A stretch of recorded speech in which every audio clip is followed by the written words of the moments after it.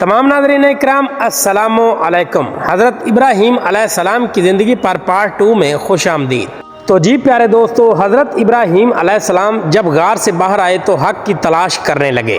جب حضرت ابراہیم علیہ السلام غار سے باہر آئے تو ان کے لیے دنیا نئی تھی۔ وہ غار جہاں انہوں نے اپنے بچپن کے قیمتی سال گزارے، وہ سب کچھ پیچھے رہ گیا تھا اور سامنے ایک بالکل نئی دنیا تھی جو ظلم، جہالت اور شرک سے بھری ہوئی تھی۔ جیسے ہی حضرت ابراہیم علیہ السلام نے کھلے آسمان تلے قدم رکھا تو ان کے سامنے ایک عجیب و غریب منظر تھا۔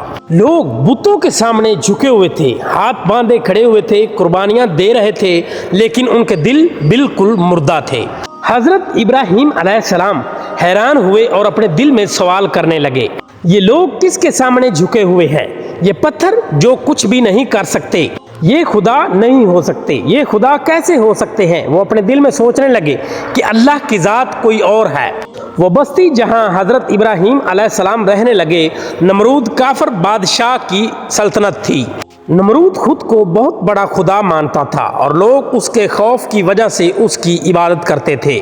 بازاروں میں بت بکتے تھے اور گھروں میں ہمیشہ بت سجے رہتے تھے اور مندروں میں پجاری ہمیشہ بیٹھے رہتے تھے، اور وہ لوگ جہالت کی وجہ سے یہ کہتے تھے کہ یہی ہمارے معبود ہیں اور یہی ہمیں رزق دیتے ہیں۔ حضرت ابراہیم علیہ السلام خاموشی سے سب کچھ دیکھتے، سنتے اور غور کرتے رہتے تھے۔ ایک رات حضرت ابراہیم علیہ السلام کھلے میدان میں کھڑے آسمان کو دیکھ رہے تھے۔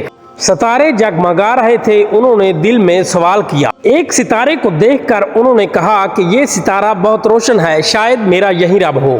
مگر جب ستارہ ڈوب گیا تو حضرت ابراہیم علیہ السلام بولے کہ میں ڈوب جانے والے کو خدا نہیں مانتا۔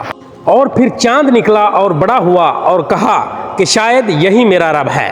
مگر چاند بھی غائب ہو گیا اور پھر سورج نکلا اور اس نے پوری دنیا کو روشن کر دیا۔ حضرت ابراہیم علیہ السلام نے فرمایا کہ یہ سب سے بڑا ہے، شاید یہی رب ہو۔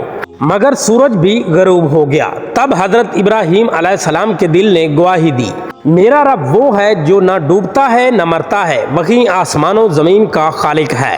حضرت ابراہیم علیہ السلام سمجھ چکے تھے کہ صرف سچا خدا ایک ہی ہے، وہ کسی بت، ستارے یا بادشاہ کا محتاج نہیں۔ وہ اکثر تنہائی میں اکیلے بیٹھ کر سوچتے کہ انسان کیوں نہیں عقل استعمال کرتا، پتھر کو خدا کیوں مانتا ہے، ظلم کیوں قبول کرتا ہے۔ ایک دن حضرت ابراہیم علیہ السلام نے اپنے والد آزر سے بات کی کہ ابا جان، آپ ان بتوں کو کیوں پوجتے ہیں؟ یہ نہ سنتے ہیں، یہ نہ بولتے ہیں، یہ نہ فائدہ دیتے ہیں، یہ نہ کسی کو نقصان پہنچا سکتے ہیں اور نہ کسی کا فائدہ کر سکتے ہیں۔ آزر غصے میں آ گیا اور حضرت ابراہیم علیہ السلام کو بولا، خاموش رہو، یہ ہمارے باپ دادوں کے معبود ہیں۔ حضرت ابراہیم علیہ السلام خاموش ہو گئے، مگر دل میں حق کی آگ اور تیز ہو گئی۔ اکثر حضرت ابراہیم علیہ السلام شہر سے دور جا کر دعا کرتے کہ اے میرے رب، مجھے سیدھا رستہ دکھا، مجھے حق پر ثابت قدم رکھ، کیونکہ نبی بچپن سے ہی سمجھدار اور سچا ہوتا ہے۔ حضرت ابراہیم علیہ السلام پر یہ وہ وقت تھا کہ ابھی نبوت کا اعلان نہیں ہوا تھا، مگر اللہ تعالیٰ کی ذات حضرت ابراہیم علیہ السلام کو نبوت کے لیے تیار کر رہے تھے۔ حضرت ابراہیم علیہ السلام نے دیکھا لوگ بیماری میں بتوں کو پکارتے ہیں، قحط میں قربانیاں دیتے ہیں، مگر پھر بھی دکھ کم نہیں ہوتے۔ تب حضرت ابراہیم علیہ السلام کے دل سے ایک صدا اٹھی۔ حضرت ابراہیم علیہ السلام نے فرمایا کہ یہ سب جھوٹے معبود ہیں۔ یہی وہ دور تھا جب حضرت ابراہیم علیہ السلام نے دل ہی دل میں فیصلہ کر لیا کہ میں صرف ایک اللہ کو مانوں گا اور اسی کی طرف لوگوں کو بلاؤں گا۔